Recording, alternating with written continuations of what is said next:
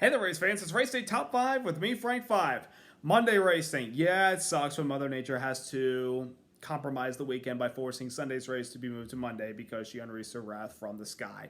But today, we saw some pretty productive racing on Miles the Monster, the concrete canyon of Dover International Speedway. A track that it definitely can reach out and grab you at the worst possible time and take you out of contention, but can benefit you when you don't make mistakes. And today, a winless streak was broken by one of the most successful drivers that we have in the sport currently running on a weekend where family dominated the weekend. Let's get into all that went down at the Concrete Canyon in Delaware. Number 1, Martin Truex Jr. finally breaks the winless streak and gets back to victory lane as he captured today's Wurth 400 at Dover International Speedway, holding off Ross Chastain, Ryan Blaney, William Byron, and Denny Hamlin for the victory. It's been a long time since Martin Truex Jr. won a race. I mean, goodness gracious of me. The dude hasn't won since 2021, and that was at the fall race at Phoenix on the weekend of the 20th anniversary of 9/11. Last year, Martin Truex Jr. was good for the most part, but he didn't win a single race, and he missed the playoffs when in the regular season standings, he was in 4th place, and he still missed the playoffs. Even though there were times where they could have won, they didn't get the job done and ultimately missed the playoffs, which was a big shocker for the sport last year with the new car being introduced of him not being able to contend for the championship. And there was rumors last year that Martin Truex Jr. might retire from the sport. He might not come back to Joe Gibbs Racing. He'd probably retire and just be satisfied with his career, a career that has seen him win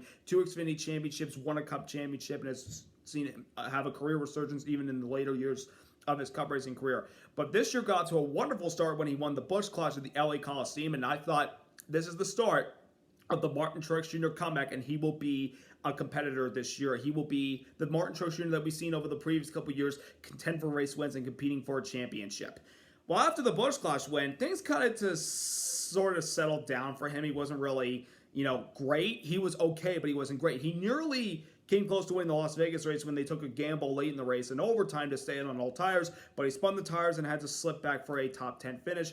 And ever since then, it's been mostly sometimes top 10s, but mostly top 15s. Phoenix, they had a really good race car. I felt like he was in the catbird seat to win the race until late in the race. Tyler Reddick spun around, and Truex only had 6 laps scuffless in the pits, and they slipped from contending for the win all the way back to 11th. They had a really good race car last weekend at Talladega and looked to be in contention for the win, but were caught up in a wreck on the last lap. This weekend, they came in with a chance, knowing that they have been successful here before, and of course, his first career win came at this racetrack in 2007 in the Cup Series on the day that we lost Bill France Jr.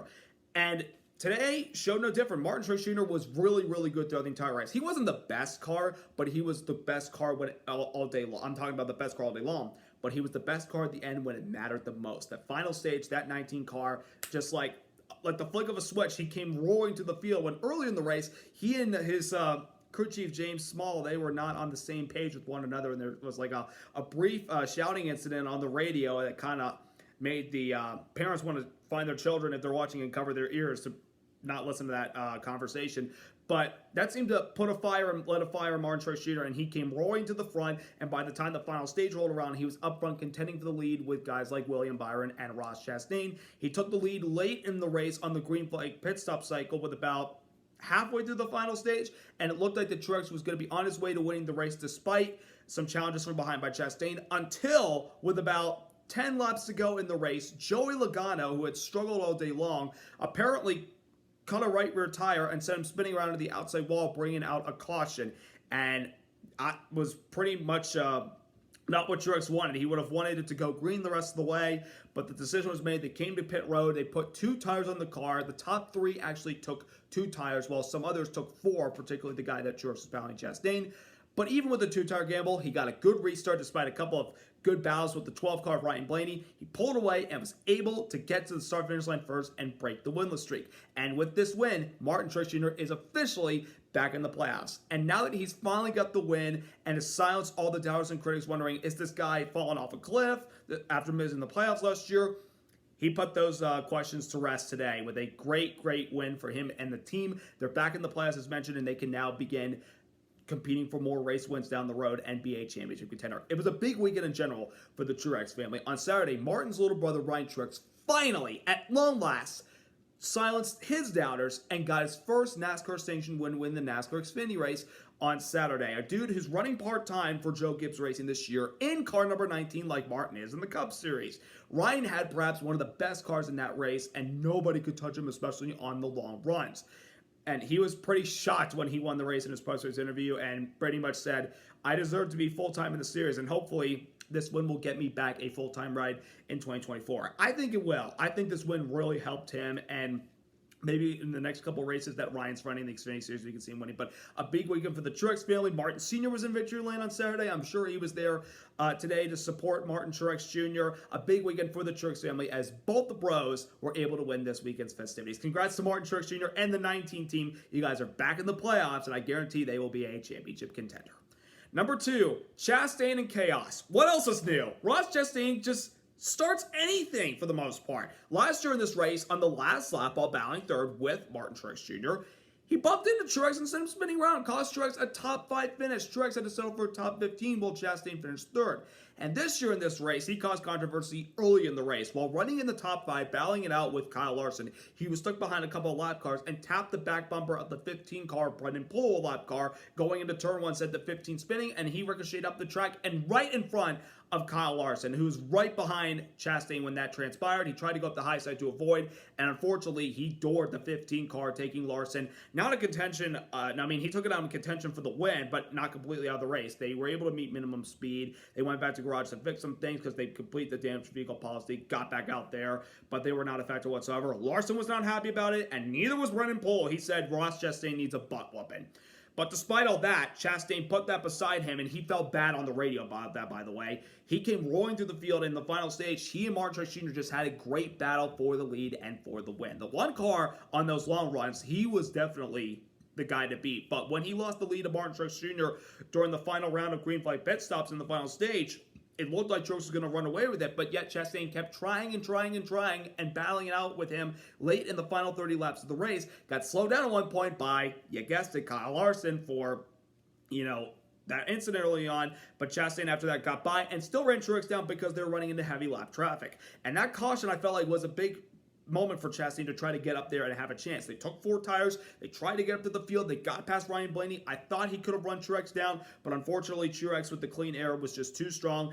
Chastain couldn't do anything about it, but it was still a great result for the one team. One of the things that Chastain said, other than thanking his team and the car that he had, he took full responsibility and apologized to Brendan Poole and Rick Ware Racing for what happened and said, if there's anything I can maybe do down the road, I can try to maybe help them, but they're probably not going to want that. But even he made a mistake. He owed up to it in his post-race interview. He still came out of the day with a great result and nearly won the race.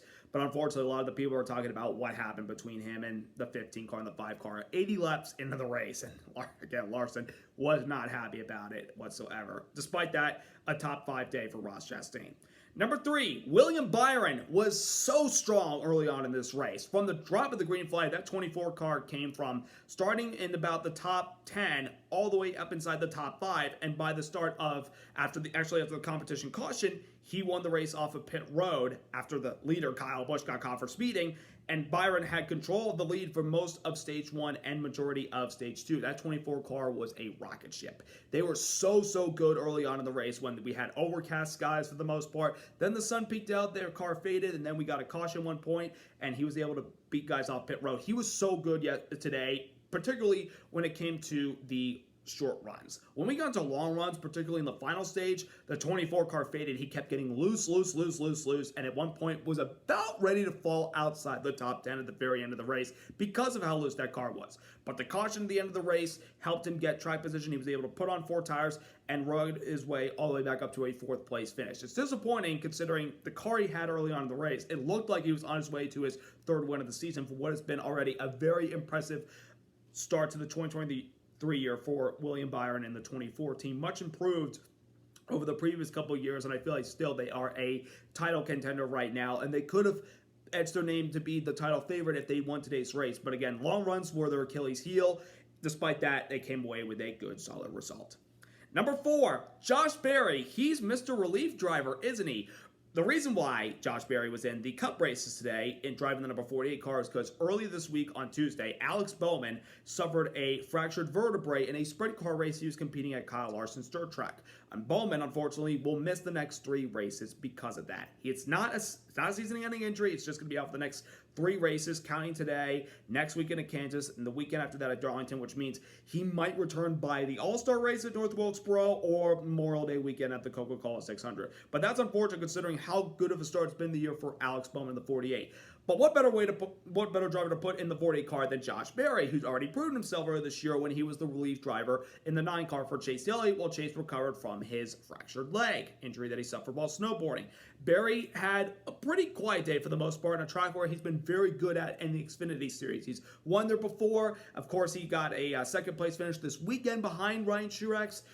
And today, he pretty much stayed inside the top 10, top 15. He hovered there for the most part, but still kept it clean. At the very end of the race, they took the wave run when that caution came out late for Logano, and they were able to get by for a 10th place finish. And the rumors have been circulating lately that this guy could be the candidate to replace Kevin Harvick when Harvick retires in the 4 car. It's not confirmed, they're just rumors. But what we've seen from Josh Berry as a relief driver, even at his age, he's not that young of a dude. He's 32, 33 years old. This guy, when you put him in competitive equipment and you give him the laps, this dude can wheel the heck out of a race car. He deserves a chance at the Cup Series, in my opinion. If you put him in the top tier equipment, he can get the most out of it and can maybe compete for top 5, top 10s, and possibly wins. I mean, for crying out loud, the dude almost won Richmond when he stayed out taking a gamble with the interim crew chief and staying on those old tires and finishing second to teammate Kyle Larson when they got the caution when they needed it. So Berry's capable of a top tier ride in the Cup Series. The big question is, will somebody want to take a chance on him? That remains to be decided, but for the most part, Berry in these relief roles with Hendrick Motorsports, filling in for Elliott, having some good runs, filled in for Alex Bowman and Will for the next few races until Bowman comes back. I think Josh Berry is well deserving of a Cup ride in 2024. And number 5, the racing product at Dover. Now, one thing that was interesting about today's race is that at the start of the race, we had a competition caution at lap 20, and we wanted to get enough laps in to see how the tires fared with the racetrack and concrete surface because we hadn't practiced since Saturday. We got practice in, but then qualifying got rained out, so we had to go by the random random lineup that we have set, the metrics for last weekend's results, as well as fastest lap and your average running position for the most part. For the most part, we wanted to get some laps in on the tires today before we threw a competition caution, see how it was. The tires seemed to be pretty good, but then as the sun came out later in the day and the track continued to warm up, we saw a lot of drivers spreading out from the bottom and the top, and there were guys that were dealing with some cores in the tires, particularly Joey Logano. Again, I mentioned his incident late in the race that set up the late race restart. Obviously, he had a lot of problems with tires today.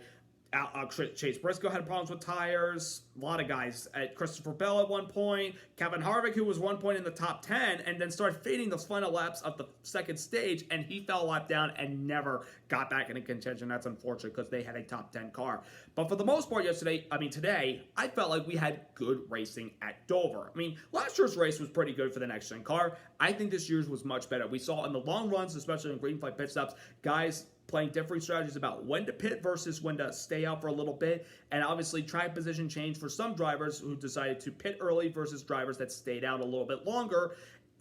For the guys that probably, had the better cars in the long runs, we saw comers and goers. Obviously, Byron was going short runs, but long runs benefited the 19 and the 1 car, and at times the 11 car, but unfortunately he kind of, called out the pit group because they were a little bit slow on some of their stops. But we saw good side-by-side action. Was it tough to pass to the lead? Yes, the way to get it was on the pit stops. But even while guys negotiating through lap traffic, there were some good battles going out there for the lead, 4th, 3rd, 5th, 7th, 8th, 9th. I felt like we had really good racing at Dover in year 2 with this next-gen car today. I thought the concrete surface and the tires were pretty good, despite the cording issue, which we're going to have to work on a little bit, even though this is our only trip to the Monster Mile this year. I felt we got a good show out of today's race with these tires and the racing product. And I think the late race restart added the intensity to the fan base. It showed a good crowd today for a Monday race. Good job, fans. I'm really proud of my home track and the fans in the home and in that area for showing up on a Monday afternoon